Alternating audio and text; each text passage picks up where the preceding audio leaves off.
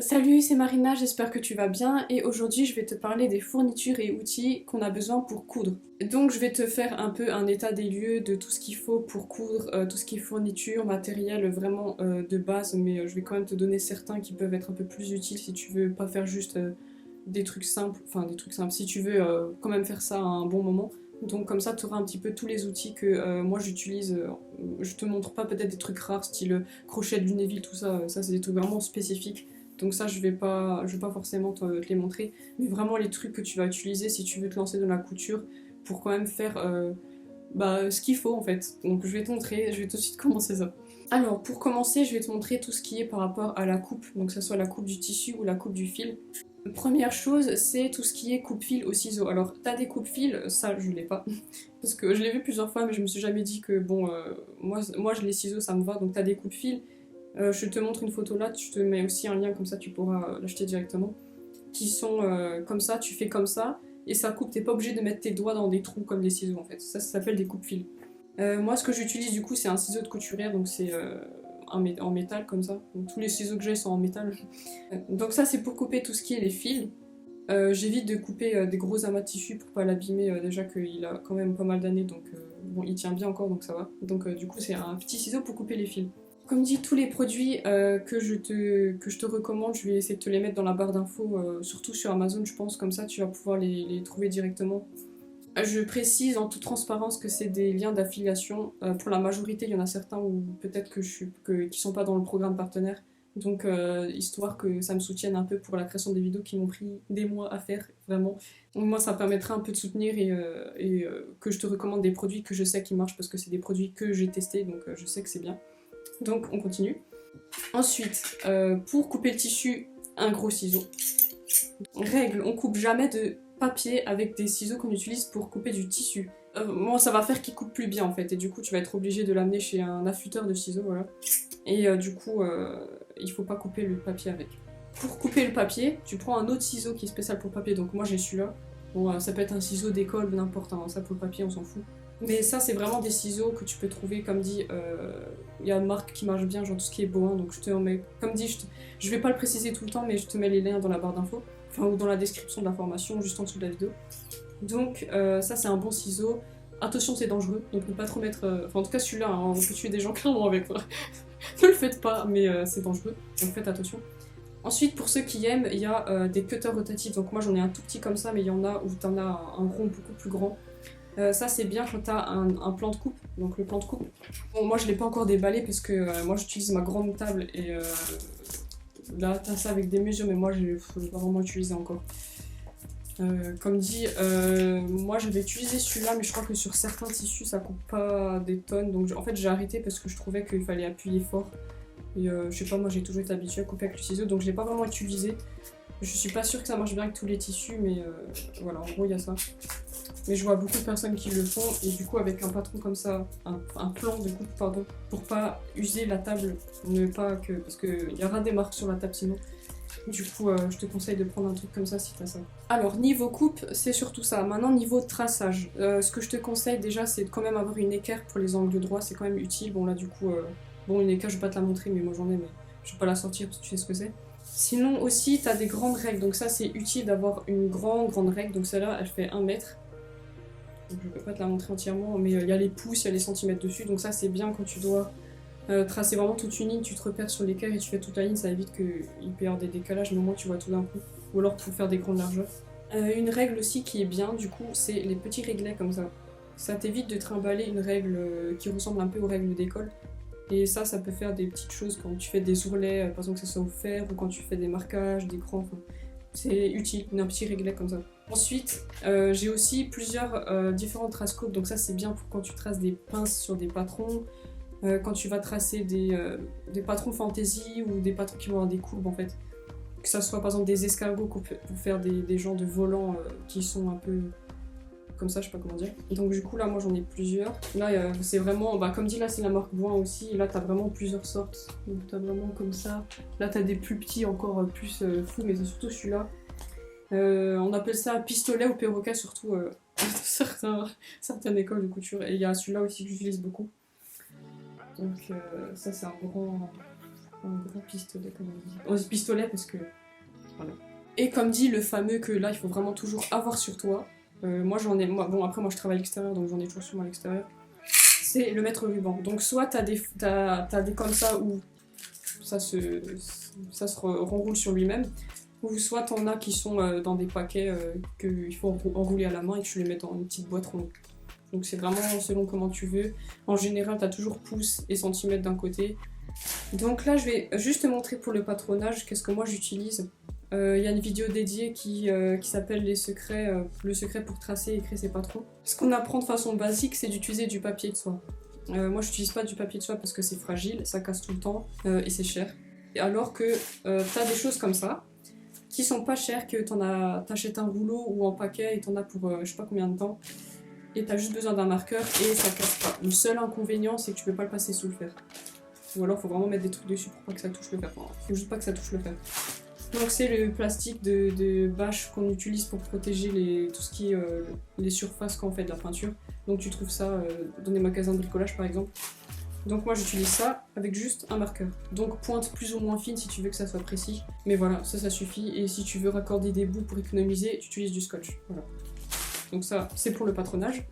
Ensuite, au niveau du fil, t'as différentes façons de faire. Donc là, pareil, j'ai fait une vidéo qui est dédiée dans les bons plans. Tu as des bobines comme ça, qui sont à la base faites pour tout ce qui est surjeteuse, recouvreuse. Et t'as les bobines comme ça. Donc ça, c'est des fils standards. Donc t'as du fil qui peut être en coton ou en polyester. Bon, ces deux-là, ils sont en... Non, ça, c'est du coton. Ça, c'est une bobine en coton, ça, c'est en polyester. On va dire qu'en général, le coton, il n'est pas censé rétrécir parce qu'il est mercerisé. Ce sera peut-être juste le côté un peu résistance, mais même là, moi, je trouve que ça change pas grand-chose. Le polyester est pas forcément plus résistant que le coton, j'ai remarqué, donc ça se joue, c'est juste que les prix du coup sont différents.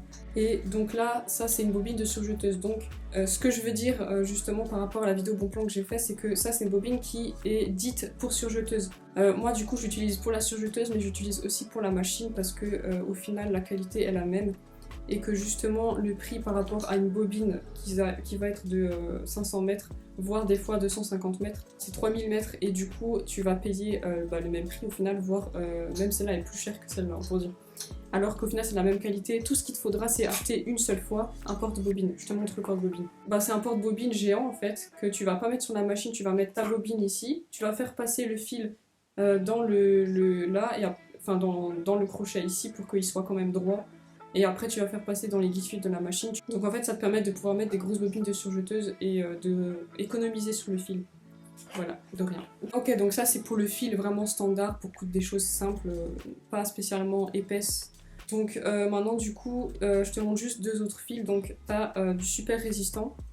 Donc en général c'est comme ça qu'il est appelé, et t'as le cordonnet. Donc là c'est du Gutermann, on dit que c'est la marque vraiment de prédilection au niveau des fils. Moi c'est juste que celle-là, ma machine elle a du mal à le supporter, c'est du Gutermann mais elle a vraiment du mal. Donc en fait le cordonnet ça va être, bon t'as plusieurs épaisseurs, donc comme dit le super résistant ça va être un fil qui est un peu moins gros que le cordonnet, mais moi j'utilise beaucoup celui-là parce que c'est celui que ma machine supporte le mieux. Et avec ça tu peux coudre tout ce qui est cuir, jeans, tissu d'ameublement, vraiment les tissus épais. Donc c'est juste que tu vas le mettre au-dessus. En bas, tu peux toujours mettre un fil normal. Moi, je le fais. Je mets pas de cordonnet en bas. Tu peux le faire si tu veux, mais mettre un fil standard en haut et mettre ce fil-là au-dessus, ça marche très bien. Et du coup, t'as le cordonnet, pareil. Là, vaut mieux, oui, ne pas mettre le cordonnet en bas, parce qu'en général, c'est pas très bien. Donc pareil, c'est pour faire des jeans souvent, hein, ou alors tout ce qui est cuir. Aussi, t'as des... Bon là je veux pas t'embrouiller donc je vais pas trop en parler, mais t'as les fils élastiques, donc ça te permet de faire des smokes. Donc par exemple tu peux le mettre dans la canette, moi j'ai jamais vraiment fait ça.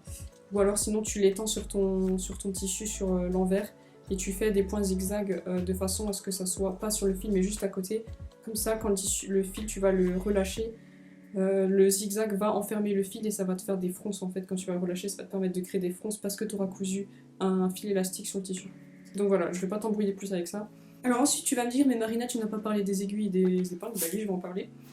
C'est juste que j'ai fait un plan dans l'ordre. Donc du coup ensuite tu vas voir tout ce qui est épingle. Donc quand je dis épingle, c'est pas les aiguilles pour coudre, c'est les épingles pour maintenir le tissu. Donc tu vas avoir plusieurs épaisseurs aussi et plusieurs formes. Donc soit tu vas avoir des épaisseurs très fines ou des épingles qui sont un peu plus grosses. Ça dépend par exemple si tu veux transpercer des tissus plus fins, si ça a besoin d'être plus pointu, ça a vraiment plusieurs formes. Donc là par exemple j'en ai déjà un exemple.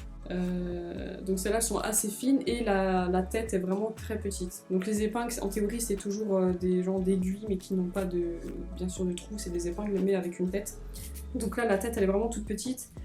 Et tu vas aussi en avoir avec la tête beaucoup plus grosse. Donc moi j'aime bien utiliser celle-là parce que je les vois bien. Parce que surtout si tu as tendance à amener les épingles quand tu vas coudre à la machine, ça te permet de les enlever juste avant. Moi vu que là c'est très épaisse, je l'enlève juste avant d'arriver à l'aiguille de la machine. Donc voilà, tu vas avoir différentes formes. Tu vas aussi en avoir où la tête d'épingle elle est plate, ça va te permettre de mieux passer quand tu passes à la machine. Bon, t'as aussi du coup maintenant les aiguilles à la main. Je te montre d'abord à la main, tu vas voir, je vais te montrer à la machine aussi. Bon là c'est un ancien paquet que j'ai. Donc là, comme dit, t'as plusieurs formes. C'est bien d'avoir des aiguilles plus fines ou plus grosses parce que par exemple les plus fines vont être vraiment efficaces quand tu vas coudre des ourlets invisibles à la main pour prendre le moins de fibres possible. Donc c'est bien que tu aies plusieurs épaisseurs.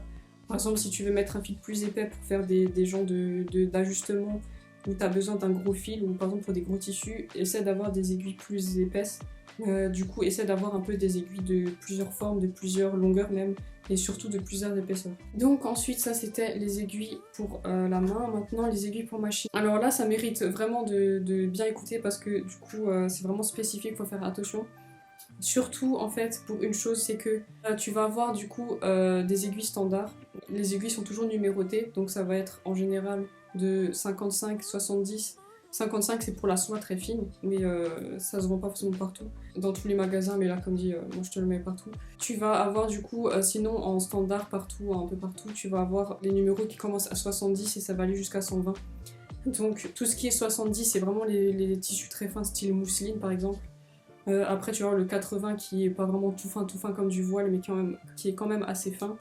Ensuite, 90, c'est en général ce qu'on utilise pour tout ce qui est standard, donc du coton normal. Tu peux aussi coudre avec du 80, mais après, quand tu vas avoir des épaisseurs, c'est pas trop conseillé.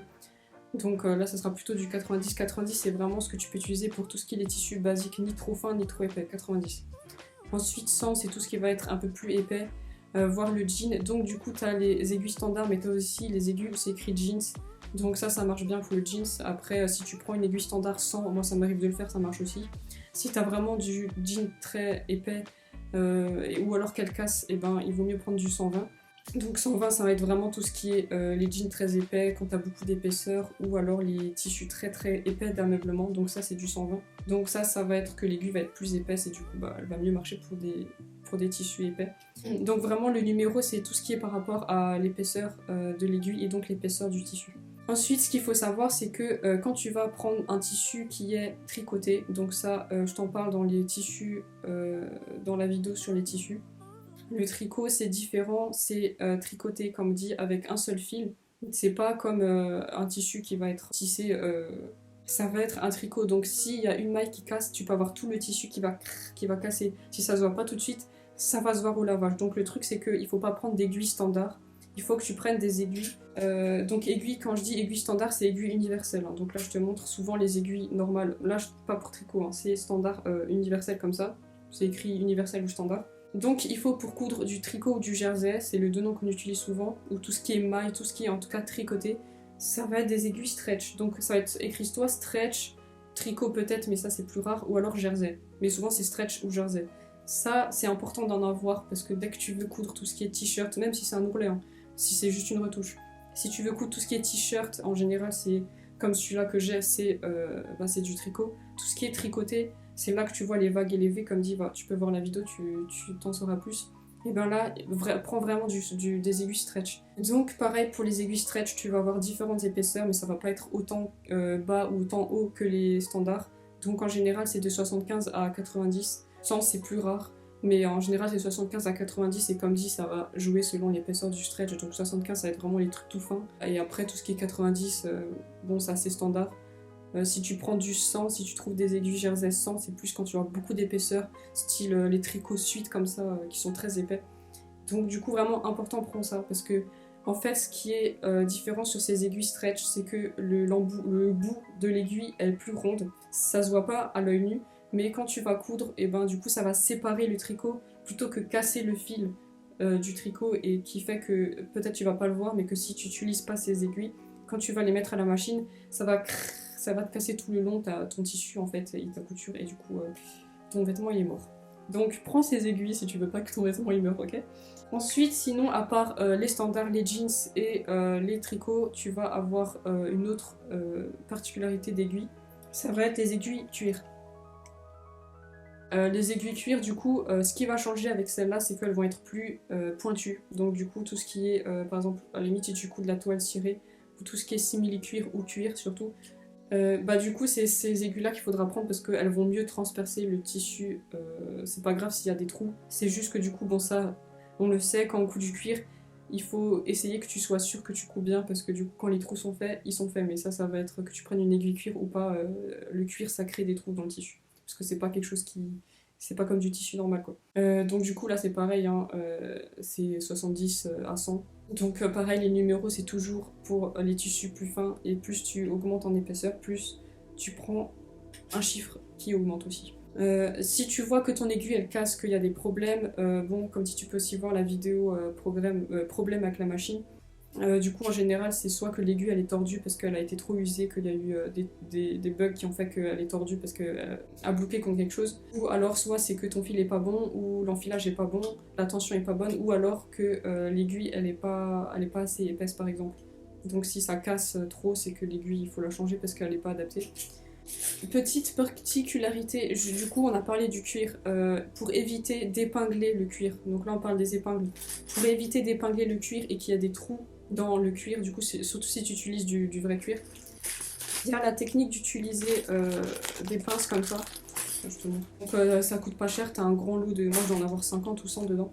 C'est ça en fait, mais ça marche surtout quand c'est des assemblements de tissus et pas des trucs qui sont au milieu d'une pièce. Puisque là tu pourras facilement aller au bord pour maintenir le cuir avant de passer à la machine. C'est pas aussi pratique mais ça permet de pas trouer ton cuir. Surtout si tes aiguilles tu le mets à l'endroit où on va voir après la couture. Ensuite, un autre outil, surtout utile quand tu te gourres, c'est le découpe-vite. Du coup, t'as sous plusieurs formes, t'as des découpe-vite qui sont tout petits comme ça, moi j'aime bien quand c'est tout petit. Du coup, ouais, voilà, c'est des découpe-vite. Tu vas apprendre ouais, là, tu prends la couture en faisant attention de pas coudre, de pas découdre, pardon, le tissu. Sauf quand tu découds des boutonnières, bien au milieu sans découdre la couture. Ça aussi, on utilise le découpe-vite pour les boutonnières. Donc ça, c'est pour découdre des coutures ou découdre une boutonnière. Du coup, comme dit, soit t'as des petits comme ça, soit t'en as avec des manches plus grands, ça dépend juste comment toi, ergonomiquement parlant, tu te sens mieux. Donc voilà, outil important aussi.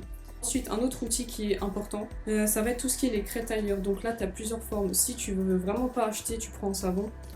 Après, je sais pas si ça s'enlève aussi bien. Bon, le savon, ça part au lavage, mais la craie là que je te montre, ça a tendance à partir même quand tu frottes ou même quand tu passes au fer à repasser. Et du coup, bon, le savon, ça dépend en fait ce que tu préfères, mais moi, je prends des crétailleurs comme ça.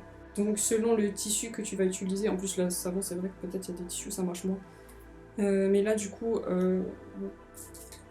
là, bon après quand tu utilises ça rétrécit hein, bien sûr. Si vraiment ça trace moins bien tu peux affûter avec un ciseau. Mais là du coup ça se vend en 3 couleurs en général, bleu, rouge et blanc. Ça permet que par exemple sur un tissu noir tu prennes du blanc. Et sur les tissus par exemple rouge tu vas pas utiliser du rouge, tu vas utiliser du bleu ou du blanc. Enfin ça dépend vraiment de la couleur de ton tissu en fait. Et après si t'aimes pas les craies, t'as aussi des crayons. Moi je trouve qu'il faut appuyer beaucoup plus fort, que ça marche moins bien. Tu peux avoir certains stylos qui s'effacent aussi, mais moi je préfère tout ce qui est crayon à la limite, mais ça c'est plus rare que je l'utilise. Bien sûr comme outil, il y a les machines à coudre. Donc moi du coup, là tu verras que j'ai une machine qui est standard. Du coup tu as plusieurs budgets, ça dépend vraiment de ton budget, de tes besoins. En général, les points de base ils sont fournis dans toutes les machines. Donc prends juste pas une machine style pour enfants ou les machines hyper miniatures comme ça, évite. Minimum c'est celles que tu trouves à Lidl parce que celles-là elles sont bien. En général elles tiennent longtemps et elles sont pas chères. Bon après ils en font qu'une fois par an mais voilà. Tout ce qui est Pfaff, Singer, enfin tout ça c'est bien. Je te mettrai les liens de toute façon. Donc la machine, après si tu veux encore plus te lancer et que tu sais que tu veux coudre ou alors que tu veux prendre ça après, il y a tout ce qui est surjeteuse. Donc ça te permet de faire le fini sur tout ce qui est jersey ou les tissus normaux, mais histoire de finir le tissu pour pas qu'il s'effiloche. Et ça coupe le tissu, ça coud en même temps, pour le point chaînette justement, donc c'est ça. Alors donc ensuite tu vas avoir tout ce qui est outils, par exemple les patrons. Donc ça il y a une vidéo spéciale pour les patrons aussi. Mais il va y avoir du coup tout ce qui est le tissu. Il y a bien sûr les vidéos pour comment choisir les tissus. Donc ça bien sûr ça part de soi, c'est important. Après t'as tout ce qui est les fermetures aussi. Après en fait t'as tout ce qui est dépendant de ce que t'as besoin pour faire ton vêtement. Donc selon le vêtement tu vas avoir des boutons, tu vas avoir des broches de ceinture, tu vas avoir des chaînes peut-être, tu vas avoir des fermetures, tu vas avoir des crochets. Là je te montre par exemple les crochets. Bon, je sais pas si tu verras bien. Ouais, les crochets, hein. Là c'est des mini crochets qu'on met des fois sur les jupes par exemple ou dessus des fermetures. Tu vas avoir des crochets plus gros, par exemple des crochets pour fermer les pantalons au-dessus d'une fermeture. Ça dépend, hein, ça dépend vraiment de ton vêtement, fermeture, crochet, que ce soit pour les bretelles, que ce soit des agrafes, que ce soit, il y a vraiment plein de choses. Comme dit, ouais, le tissu, par exemple, pour tout ce qui est... bon, il y a la vidéo sur le prototype, mais là, tu auras la toile, donc ça va être le tissu coton brut blanc. Un autre outil qui est quand même assez utile, c'est bien sûr les épingles à nourrice. Donc moi, quand je crée vraiment un vêtement, c'est pas quelque chose que j'ai besoin, mais par exemple, ça peut être quelque chose que tu as besoin. Quand tu fais des retouches, si tu n'as pas envie de mettre d'épingles, ou par exemple, si tu vas chez des clients et que tu veux éviter que l'épingle blesse par exemple les clients, ou par exemple si tu travailles dans des théâtres ou des choses comme ça. Ou alors juste parce que ça permet de maintenir des choses ensemble, ou peut-être si tu as juste envie de faire des photos, que le vêtement il n'est pas utile à retoucher parce que c'est pas pour cette personne qui essaie le vêtement, mais que tu veux resserrer à l'arrière, bah tu peux fermer avec des épingles à nourrice. En tout cas, c'est utile les épingles à nourrice. Ensuite, j'ai juste encore 2-3 outils à te montrer, mais d'abord, encore que je trouve plus important que les derniers que je vais te montrer. Du coup, ça serait le mannequin à couture. C'est quand même assez utile. Il y a plusieurs formes, t'en as qui sont ajustables, donc tu peux modifier la taille, donc ça va d'une taille par exemple 34 à 44 exemple. Tu vas avoir des molettes qui sont sur le tour de poitrine, le tour de taille, le tour de bassin, et tu vas pouvoir changer ces 3 mesures et ça va agrandir le mannequin. Moi je vois juste que l'inconvénient c'est que quand tu veux épingler, si tu as étendu le mannequin, c'est qu'au niveau où il y a les trous, tu pourras pas mettre d'épingle en fait, mais ça c'est pas trop gênant. Après en général c'est bien parce que ça te permet de voir un peu plus. Après comme dit, tu peux faire des mannequins sur mesure, mais là ça coûte très cher. C'est chez des marques artisanales qui font ça, style Stockholm. Et là, c'est vraiment les mannequins qui sont utilisés dans la haute couture, ça permet d'avoir des mannequins sur mesure. Après, chaque personne a des morphologies différentes, donc même si tu veux faire selon les mesures, bah, le tout c'est que si à chaque fois tu changes de personne, bah, tu peux pas faire un mannequin chaque fois en fait. Après, c'est surtout quand tu auras l'habitude avec les mesures de quelqu'un, tu vas réussir à faire le vêtement plus ou moins du premier coup sans avoir besoin de mannequin, juste avec ses mesures, et après tu vas faire les retouches sur la personne. Mais le mannequin, on va dire que c'est utile, surtout quand tu veux voir un peu comment ça rend, que tu veux voir le tomber ou que tu veux prendre des photos. Donc comme dit, t'es pas forcément obligé de prendre des mannequins ajustables, tu peux prendre des mannequins d'exposition. Moi j'ai un peu les deux, donc du coup ça dépendra ce que tu veux faire vraiment. Pour pouvoir quand même que le vêtement il rend bien, si t'as le mannequin ajustable c'est quand même pas mal. Donc c'est quand même un outil qui est vraiment cool, que tu peux un peu faire jouer ta créativité et faire du moulage. Donc là le moulage on va en reparler aussi. Ensuite, autre outil super important, qui est quand même très très important, c'est le fer à repasser. Donc bon, moi je pars du concept que t'en as un, mais après ce qui est bien c'est une centrale à vapeur par exemple. Je te parle pas de la centrale industrielle par exemple qu'on peut voir dans les grandes maisons et tout. Parce que ça coûte cher et c'est grand et ouais, c'est les grandes centrales où t'as une pédale pour que la vapeur elle aspire et t'as tout un gros truc comme ça, l'argent, la centrale, juste le côté moteur il est gros comme ça et il fait comme ça de haut. Et t'as un grand fil comme ça, donc ça c'est plus dans les pressings ou dans certaines écoles ou dans les maisons de couture. Donc, du coup, si t'as un bon fer à repasser, c'est bien. Si t'as une centrale à vapeur, c'est mieux parce que c'est plus puissant et il y a certains tissus qui vont être un peu plus compliqués à déplisser parce que des fois t'as des plis, surtout s'ils sont rangés pendant longtemps, qui vont être durs à repasser. Donc si t'as une bonne centrale, c'est bien. Comme dit, avec le fer, t'as la table à repasser, n'est-ce pas? Plus elle est grande, mieux c'est, mais bon, tu fais comme tu peux.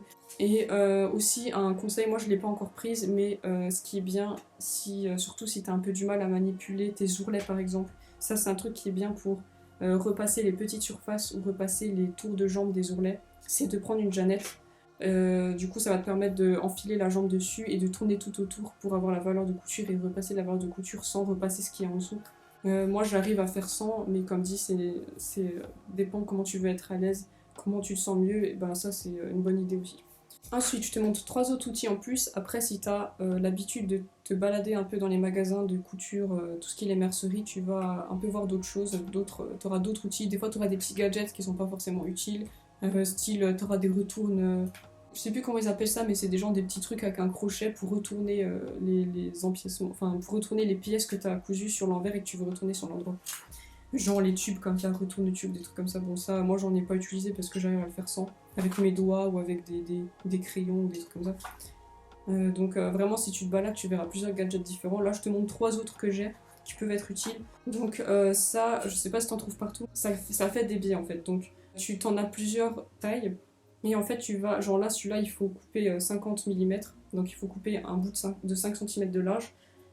Et quand tu vas le rentrer là-dedans, bah, il va ressortir avec les boucliers, donc ça va faire 25 mm après. Donc ça va te permettre de faire des biais. C'est pas obligé. Après, des fois, c'est pas évident de rentrer dedans, il faut jouer avec l'aiguille. Mais ça va te permettre de créer, que ça sort et que toi, t'as juste à passer sous le fer, comme ça. Mais sinon, tu peux le faire toi-même en retournant les bouts les bords de ta bande au fer à repasser, quoi. Donc c'est un gadget qui est bien, mais c'est pas forcément obligatoire. Donc ça ensuite c'est quelque chose qui peut être fourni avec le matériel que tu vas acheter, mais c'est pas forcément fourni. Ça va être tout ce que tu vas utiliser quand tu vas poser des œillets ou des boutons à pression. Donc les boutons à pression en général, à côté de tout ce qui est boutons, dans les magasins c'est montré, toutes les pinces comme ça. Donc tu vas mettre un côté d'un bouton de pression et l'autre côté et tu vas appuyer. Donc en général t'as des tailles et ils vont te dire quelle pince utiliser. Tu vas avoir soit le même concept pour des œillets, soit pour des œillets, des fois tu vas avoir un truc que tu plies et tu tapes au marteau. Donc un outil qui est important mais que je pense que tu as, c'est un marteau. Ça c'est bien d'avoir un marteau. C'est utile aussi dans la couture. Donc ouais, c'est tout ce qui est les pinces à œillets ou boutons de pression. Et ensuite, un peu dans le même genre, ça va être un poinçon. Donc celui-là je l'ai utilisé qu'une seule fois pour le moment. Déjà que j'ai pas réussi, j'ai dû demander à mon copain de le faire parce que ça demande de la force. Du coup, ça fait les trous sur les ceintures, par exemple. Ou si tu veux faire des pré-trous pour des œillets, par exemple. Bah ça va faire des trous de plusieurs tailles. Bon, ça, c'est un vieux. Hein. Genre ça, tu le prends, t'attrapes le tétanos. Non, je rigole. Non, celui-là, c'est un vieux. Je pense que c'était ma grand-mère qui l'avait ou quelque chose comme ça. Là, je pense que c'est tout. Après, comme dit, selon ton vêtement, tu vas pouvoir acheter de la dentelle, des galons, les fermetures, tout ça, comme je t'ai dit. Hein. Donc ça dépend vraiment de ton projet. Mais ça, c'est vraiment les outils qui sont utiles et que tu as besoin dans un peu tout. Bon, après, les derniers, c'est un peu moins utile, mais je t'ai fait un peu les prioritaires en premier. Donc, c'est vraiment tout ça que tu as besoin pour vraiment pouvoir bien coudre et avoir le bon matériel. Je pense que j'ai rien oublié. Après, tu peux avoir aussi tout ce qui est les boîtes, la couture, tout ça. Mais comme dit, ça, c'est vraiment selon tes besoins. Mais là, j'ai vraiment montré les fournitures qu'il faut si tu veux déjà suivre un minimum la formation et si tu veux coudre bien un minimum. Donc voilà, j'espère que cette vidéo t'aura aidé, que ça t'aura un peu fait un état des lieux de ce que t'as besoin, histoire que si t'as un petit peu du mal à savoir tout ce qu'il faut, là, je pense que s'il y a vraiment des trucs hyper spécifiques, ça je pense que si tu débutes, ou même si tu fais, parce que moi c'est mon métier et franchement j'ai besoin de ça. Donc vraiment je pense que tu seras occupé pour beaucoup de temps et je pense que ça te suffira. Donc j'espère que ça t'aura plu, n'hésite pas à mettre un petit j'aime pour me montrer que ça t'a plu et à partager des choses, que ça soit aux autres par rapport aux outils ou s'il y a des choses que toi t'aimes bien utiliser dans les commentaires. Et je te retrouve à bientôt pour une nouvelle vidéo, salut!